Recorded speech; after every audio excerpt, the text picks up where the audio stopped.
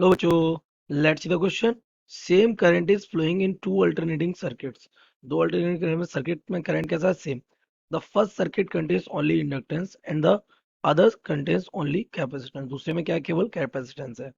If the frequency of the EMF of AC is increased, frequency क्या कर दी? Increase कर दी.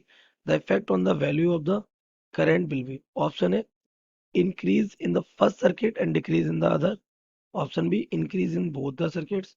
Option C, decrease in both the circuits. And option D, decrease in first circuit and increase in the other. Let's see the key concept of this question. The key concept of the question is बेटा कि हमारे कैसे दो circuit है. तो हमारा एक circuit मान लेते हैं ये है और एक सर्किट मान लेते हैं ये है. पहले वाले सर्किट में क्या है हमारा? केवल एक इंडक्टेंस. तो this is the circuit number one. और दूसरे वाले हमारे क्या है? कैपेसिटर है. This is the circuit number two. इसमें भी हमने पोटेंशियल क्या लगा रखा है? वही V naught sine omega T. इसमें भी क्या लगा रखा है? V naught sine omega T V is equal to.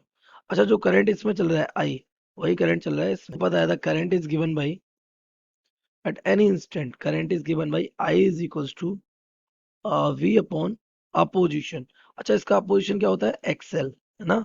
तो it is divided by XL. और इसका करंट भी क्या हो जाएगा? V upon divided by XC. ये हमारा रहेगा. ठीक है. और अभी करंट दोनों के कैसे हैं? इक्वल है. तो अगर हम यहाँ थोड़ा और फर्दर इसको बढ़ाएं तो आई विल बी हो जाएगा वी अपॉन एक्सएल. क्या होता है? Omega L. ये. और इस साइड अगर देखिए तो करंट इक्वल क्या हो जाएगा? V upon one upon omega C.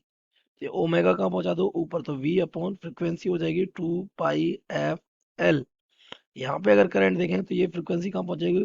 2 pi F C we. तो अगर करंट का रिलेशन आप फ्रिक्वेंसी के साथ देखेंगे तो यहाँ कैसा दिख रहा है? Current is inversely proportional to frequency. यहाँ कैसा दिख रहा है? Current is directly proportional to frequency. ये किसके लिए था? For inductor. ये किसके लिए था? For C. तो डेफिनेटली आपको नजर आ रहा है कि अगर आपने फ्रीक्वेंसी को क्या किया? इंक्रीज या डिक्रीज. तो वो क्या कर रहा था? फ्रीक्वेंसी की थी आपने इंक्रीज. तो अगर आपने फ्रीक्वेंसी इंक्रीज करी है तो एल के लिए करंट डिक्रीज हो जाएगा और सी के लिए करंट इंक्रीज हो जाएगा. तो for first case increases, sorry first case क्या हो रहा है?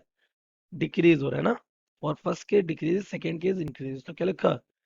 Increase, sorry decrease in first case and increase in the other. तो option D is correct. The correct option